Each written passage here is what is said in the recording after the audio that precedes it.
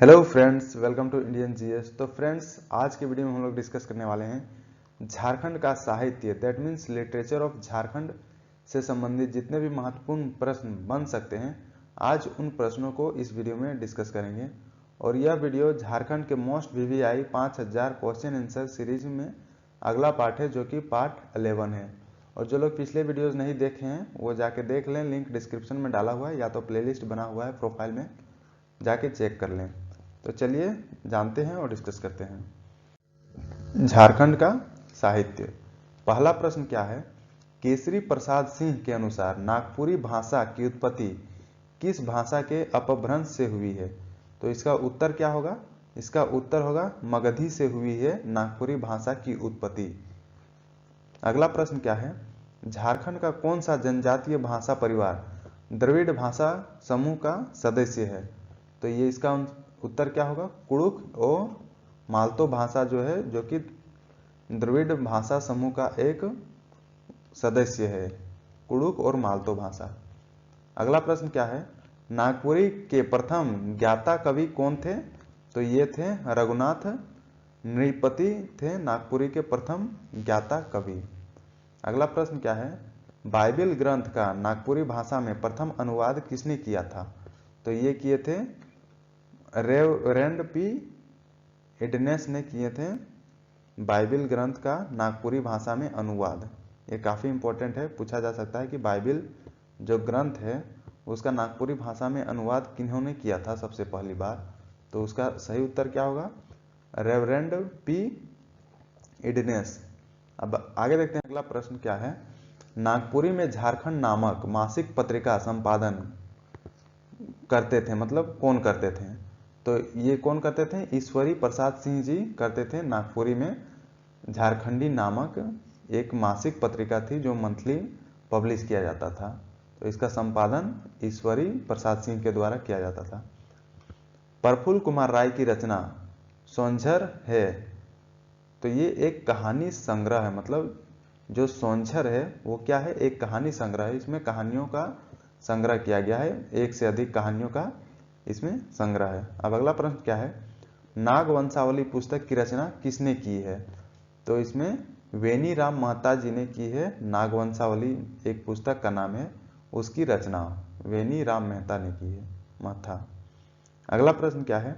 सेवा और नौकरी नामक नाटक का संपादन किसने किया है? तो इसका आंसर क्या है? श्रवण कुमार गोस्वामी जी ने किया है। सेवा और नौकरी नामक एक नाटक है, इसका संपादन किया गया है श्रवण कुमार गोस्वामी के द्वारा। अगला प्रश्न है, मरंड गोमके, यहाँ पर मरांग गोमके होगा, मरांग गोमके इनको बोला जाता है, जयपाल सिंह जी को, तथा महाराजा मदरा मुंडा पुस्तक के लेखक कौन है? तो ये हैं गिरधारी राम गंझू हैं। जयपाल सिंह तथा महाराजा मदरा मुंडा एक पुस्तक का नाम है, इसके लेखक है गिरधारी राम गंझू जी। जयपाल सिंह को और क्या बोला जाता है? मरांग गोमके बोला जाता है, मरांग गोमके। अब अगला प्रश्न क्या है? खोरठा लोकगीत, खोरठा लोकगीतों का संग्रह क्या कहलाता है? तो ये कहलाता है चांचर और डोहा कहलाता है। जो खोरठा के लोकगीत हैं उनका संग्रह। अगला प्रश्न है, खोरठा शिष्ट साहित्य के जन्मदाता कौन कहलाते हैं? तो ये भुवनेश्वर दत्त शर्मा, जिनको व्याकुल भी बोला जाता है, ये कहलाते हैं खोरठा शिष्ट साहित्य के जन्मदाता कहलाते हैं। अब आगे देखते हैं, जिंदगी टोह एक उपन्यास है, इसके लेखक कौन है?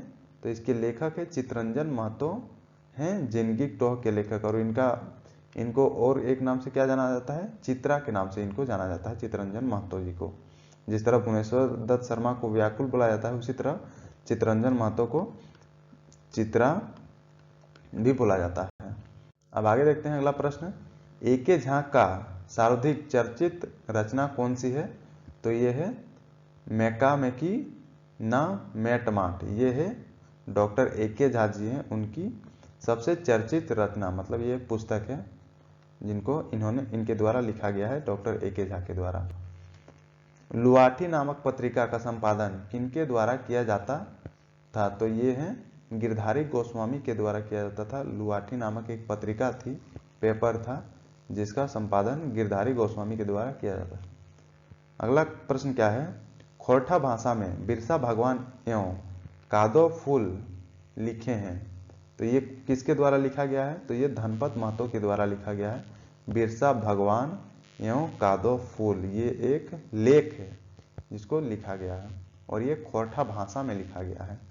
अब अगला देखते हैं, पंच परगनिया साहित्य में अधिकांश गीत किस देवता पर आधारित है, तो ये है कृष्ण की बाल लीला पर आधारित है। जो पंच परगनिया साहित्य में सबसे ज़्यादा जो गीत लिखे गए हैं उसमें से कृष्ण की बाल लीला पर आधारित है, मतलब कृष्ण भगवान से आधारित है। अब आगे देखते हैं, सिल्ली के राजा विनंद या विनोद किस भाषा के जानकार थे, तो ये थे पंच परगनिया और कुरमाली भाषा के जानकार थे।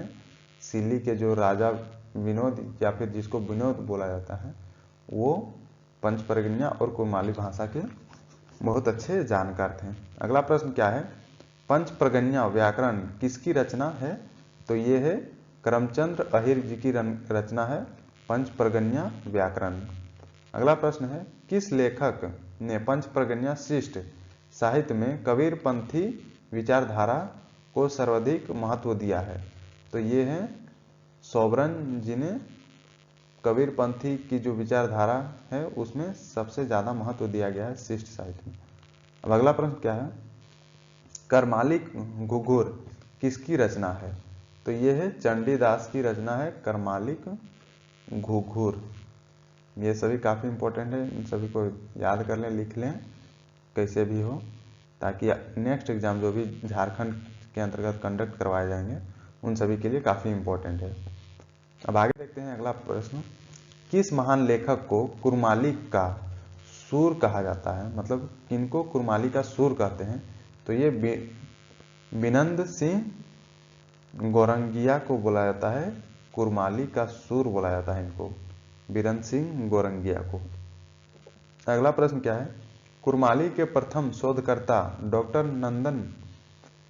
नंद कुमार सिंह की चर्चित रचना कौन सी है, तो ये है पथे चलक लोहा नमस्कार, ये है इसकी सबसे चर्चित रचना। और ये किनकी चर्चित रचना है, डॉक्टर नंद कुमार सिंह जी की चर्चित रचना है पथे चलक लोहा नमस्कार। अगला प्रश्न क्या है, किस भाषा के लोक साहित्य में हासिल पक्षियों की रोचक तथा कथा मिलती है, तो ये है संथाल भाषा में, जिसमें क्या मिलती है, हासिल पक्षियों की रोचक कथा मिलती है। मतलब हंस जो होता है और हंसनी की, ये जो दो पक्षियां होती है, मतलब एक ही पक्षी होती है नर और मादा, हंस और हंसनी, इसकी रोचक कथाएं मिलती है संथाल लोक साहित्य में। अब अगला प्रश्न देखते हैं, A vocabulary of the Santali language के लेखक कौन है, ये इंग्लिश में है, मतलब इसको हिंदी में लिखा गया है, A vocabulary of the Santali language के लेखक कौन है, तो ये है E.L. पक्सुले जी हैं A vocabulary of the Santali language के लेखक। ये याद करने काफ़ी इम्पोर्टेंट है और ये बुक भी काफ़ी इम्पोर्टेंट है, A vocabulary of the Santali language.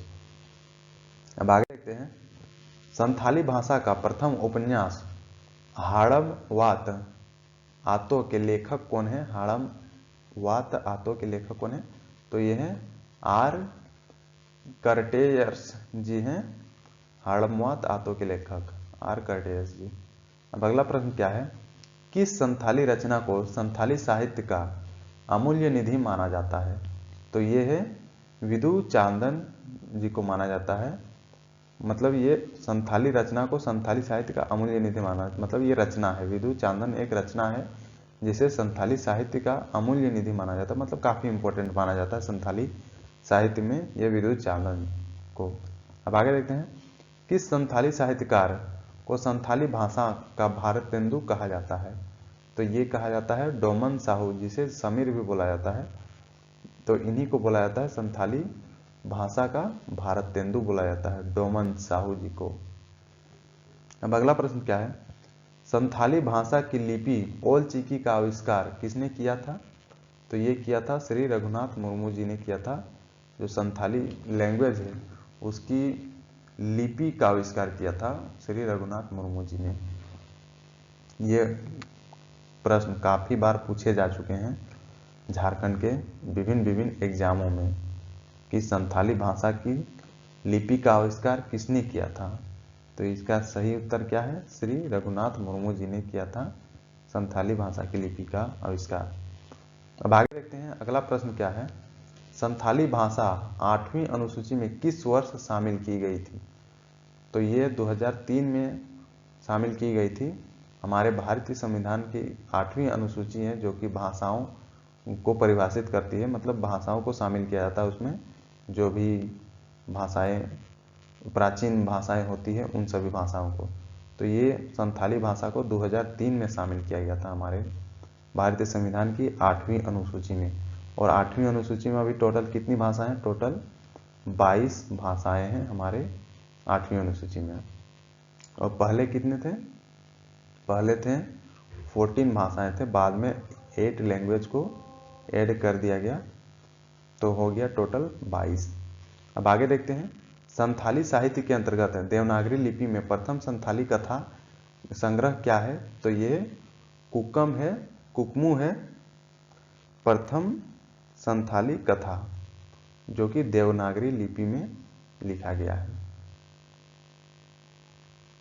अगला प्रश्न क्या है? प्रथम संथाली पत्रिका कौन थी? तो ये है पोड़ा होड़ थी प्रथम संथाली पत्रिका। अब अगला प्रश्न देख लेते हैं। संथाली भाषा में प्रथम साहित्य अकादमी पुरस्कार किसे दिया गया है? तो ये दिया गया है जादू मणि बेसरा जी को दिया गया है। संथाली भाषा का प्रथम साहित्य अकादमी पुरस्कार दिया गया है जदुमणि बेसरा जी को। अब अगला प्रश्न देख लेते हैं। 2019 में संथाली भाषा से साहित्य अकादमी पुरस्कार कालीचरण हेम्ब्रम को उनकी किस रचना प्रदान की गई है? मतलब किस रचना में प्रदान की गई है साहित्य अकादमी पुरस्कार? तो ये है श्री जाली एक कहानी संग्रह है, इसके लिए इनको मिला है साहित्य अकादमी पुरस्कार मिला है कालीचरण हेम्ब्रम जी को। अब अगला प्रश्न क्या है? तमाड़िया हसद केर किस भाषा का उपरूप है? तो ये है मुंडारी भाषा का उपरूप है तमाड़िया हसद। अगला प्रश्न क्या है? मुंडारी भाषा के सर्वाधिक चर्चित लेखक कौन है? तो ये है डॉक्टर मनमसी मुंडू तथा रामदयाल मुंडा।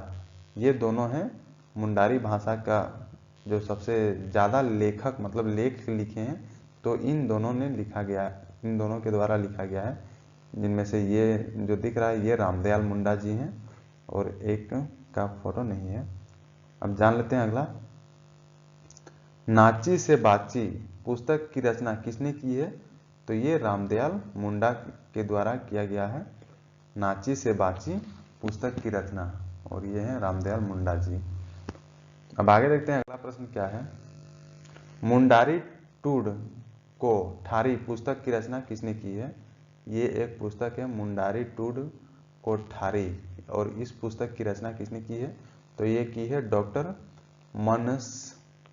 मनमसी मुंडू ने किया है इस पुस्तक की रचना, डॉक्टर मनमसी मुंडू। अगला प्रश्न क्या है? संपड़ तीर किस भाषा की पत्रिका है? तो यह है मुंडारी भाषा की पत्रिका है संपड़ तीर। अगला प्रश्न क्या है?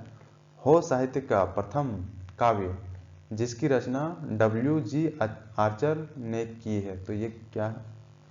कौन सा साहित्य है?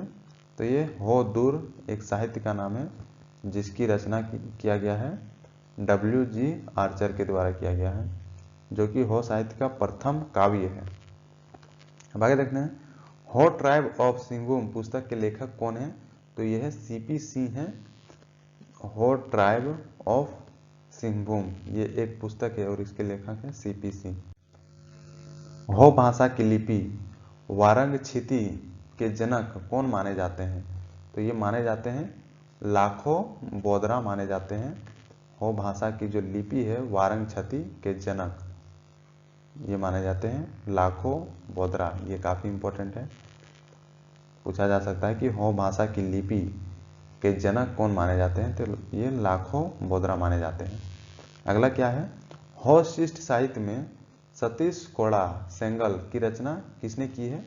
तो ये रूमाल ने की है। अगला प्रश्न है, खड़िया ओलोग नामक भजन संग्रह का प्रकाशन किसके द्वारा किया गया है?